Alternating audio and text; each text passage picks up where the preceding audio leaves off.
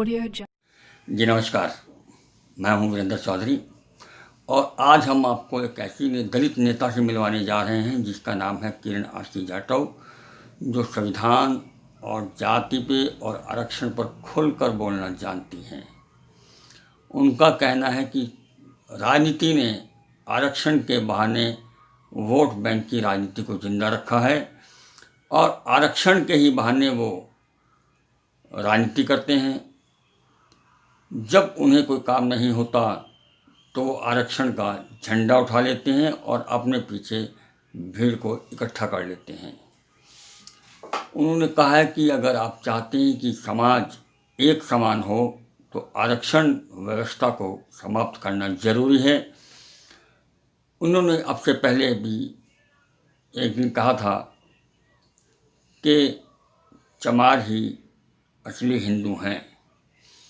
तो कहने का मकसद ये है कि पहली दलित नेता हैं जो खुलकर हर मुद्दे पर बोलना जानती हैं और लोगों को गुमराह करने की बजाय समाज की मुख्य धारा में जोड़ने के लिए प्रयास कर रही हैं। आइए आपको मिलवाते हैं किरण आरसी जाटव से। जय हिंद मेरे भाइयों। आज मैं एक ऐसी बात आप लोगों को बताऊंगी, सामान्य की भी बताऊंगी, सामान्य जाति की भी, और ओबीसी जाति की भी बताऊंगी, SC ST की भी बताऊंगी। मैं तीनों कैटेगरी की मैं आज आपको बात बताऊंगी। हर एक जाति की आपको मैं बात बताती हूँ। देखिए, सामान्य वाले एक मांग करते हैं आरक्षण की कि आरक्षण आर्थिक आधार पर होना चाहिए। वो इसलिए करते हैं क्योंकि इस वक्त हर एक जातियों में गरीबी है और ये जो SC ST और OBC, हालांकि गरीबी तो हर एक जातियों में है, गरीब लोग हर एक जाति में है, लेकिन अधिकतर है ना आपको गरीब लोग है ना SC ST में, OBC में देखने को ज्यादा मिलेंगे। और इस जातियों में ऐसे लोग आरक्षण का लाभ लेकर बैठ जाते हैं जो संपन्न होते हैं, मतलब कहने का हर तरह से संपन्न होते हैं लेकिन आरक्षण का लाभ लेते हैं। तो सामान्य वाले जो हमारे भाई है वो बोलते हैं कि भाई आरक्षण आर्थिक आधार पर होना चाहिए, जाति आधार पर नहीं होना चाहिए। मुझे इनकी बात भी बिल्कुल समझ में आती है, मतलब सही बोलते हैं। अब ये ओबीसी वाले, हालांकि ओबीसी वालों का तो पहले से क्रीमी लेयर पर चल रहा है आरक्षण, लेकिन ये जो SC ST वाले आरक्षण के नाम पर शोर मचाते हैं कि आरक्षण बचाओ, और ये कभी नहीं चाहते कि आरक्षण आर्थिक आधार पर होना चाहिए। ये हमेशा आरक्षण को जाति आधार पर चाहते हैं। और इनका ये भी कारण है कि ये लोग नहीं चाहते कि हमारे समाज में ही समानता हो जाए, यानी कि हमारा जो गरीब, जो आखिरी पंक्ति में जो हमारा भाई बैठा है, जो हमारा भाई खड़ा है, जो गरीब है, वो इस लाइन में लग जाए और हमें पीछे जगह मिल जाए। नहीं चाहते बिल्कुल भी। ये हमेशा आरक्षण लेना चाहते हैं, अपनी पीढ़ियों को दिलवाना चाहते हैं, और मानसिकता तो ये भी है कि अपने रिश्तेदारों को भी नहीं चाहते कि कोई नौकरी में आ जाए, कोई संपन्न हो जाए।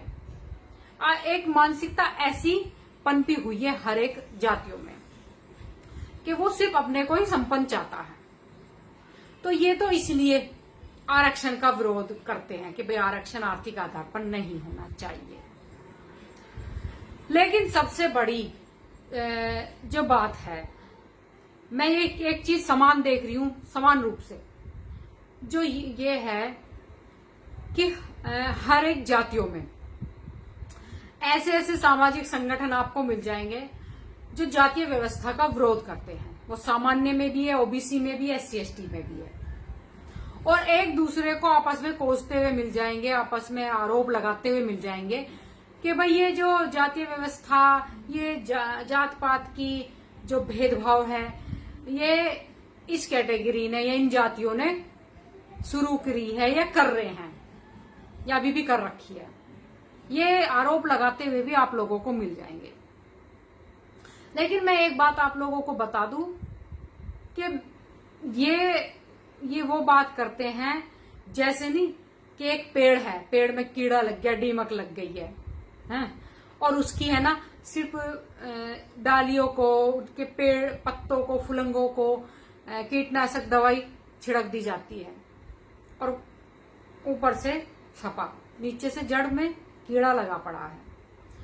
तो मैं बताती हूँ आप लोगों को ये जातीय व्यवस्था कैसे खत्म होगी। और ना तो सामान्य वालों को ये कहने की जरूरत पड़ेगी कि भाई आर्थिक आधार पर आरक्षण दो, और ना ही ये जो SC/ST वाले हैं ना, नो आरक्षण बचाओ वाला राग गाएंगे, और ना मेरे बेचारे OBC भाई, ना मेरे सामान्य भाई यूं रोएंगे कि भाई हम पे SC/ST एक्ट ये लोग फर्जी लगा देते हैं, बेवजह लगा देते हैं।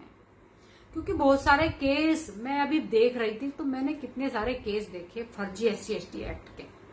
और मैं खुद SC/ST कमीशन में रह के आई हूं, और मैंने SC/ST कमीशन में भी ये महसूस करा है कि एक दबंग एक कमजोर को पकड़ता है, और एक दबंग एक कमजोर को पकड़कर दूसरे दबंग पर SC/ST एक्ट लगवाता है, उस कमजोर को बहलाकर फुसलाकर प्रलोभन देकर, इसलिए क्योंकि वो नहीं चाहता कि जो मैं दबंग हूं तो मेरे सामने वो दबंग किसी राजनीतिक फील्ड में या मेरे से किसी भी फील्ड में आगे निकले, उसका कैरेक्टर, उसका कैरियर उसको कानूनी पचड़े में फंसाए के रख दूं। तो इस तरह के बहुत सारे फर्जी केस भी मैंने देखे हैं। तो अब हम जातीय व्यवस्था से कैसे निकले? और बहुत सारे लोग, तो मैं उसमें कहूंगी कि राजनीतिक दल इस जातीय व्यवस्था को या जातीय व्यवस्था पर आंदोलन खड़ा करने की तैयारी कर रहे हैं। काफी लोग कर रहे हैं ये तैयारी, और वो कर भी लेंगे, क्योंकि उनको बहुत सारी बड़ी बड़ी पार्टियां पैसा देती है क्षेत्रीय पार्टियों को दबाने के लिए, क्षेत्रीय पार्टियों को खत्म करने के लिए। और दूसरी बात ये भी है, बहुत से कुछ पार्टी तो नई नई ऐसी बन गई है, उनको तो समाज से, अपनी जाति से कुछ लेना ही नहीं है।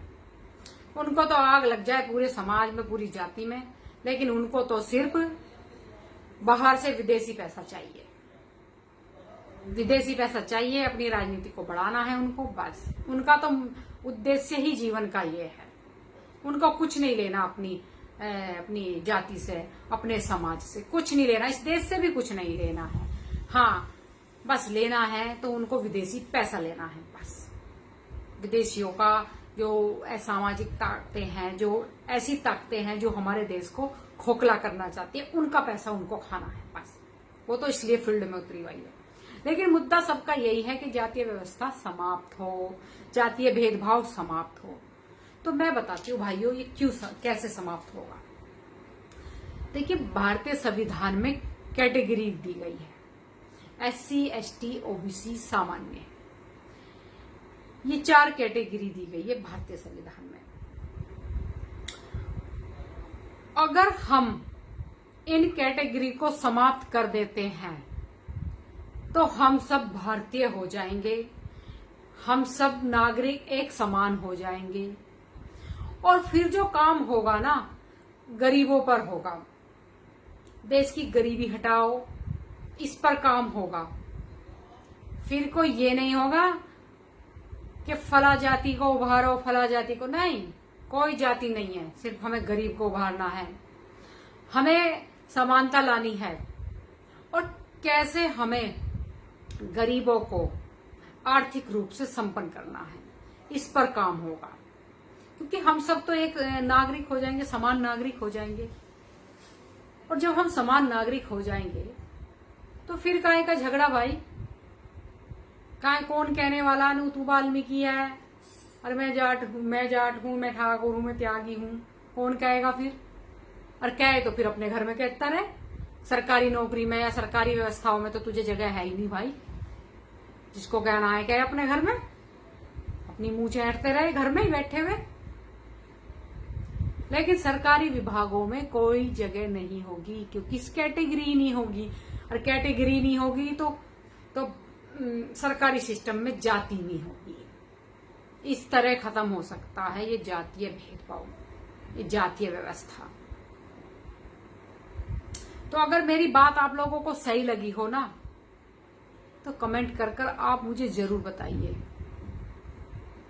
जरूर बताइएगा आप, और मंथन करिएगा, क्योंकि मैंने पहले भी आप लोगों से बात करी थी इस विषय पर, और उसमें मुझ पे बहुत सारे आरोप लगे थे। ये कहा था ये लड़की बाबा साहब से भी बुद्धिमान है, और मैं तो बुद्धिमान नहीं हूं, लेकिन फिर भी मैं आपके सामने वो बात रखती हूं जो इस देश का कोई नागरिक नहीं रखता है।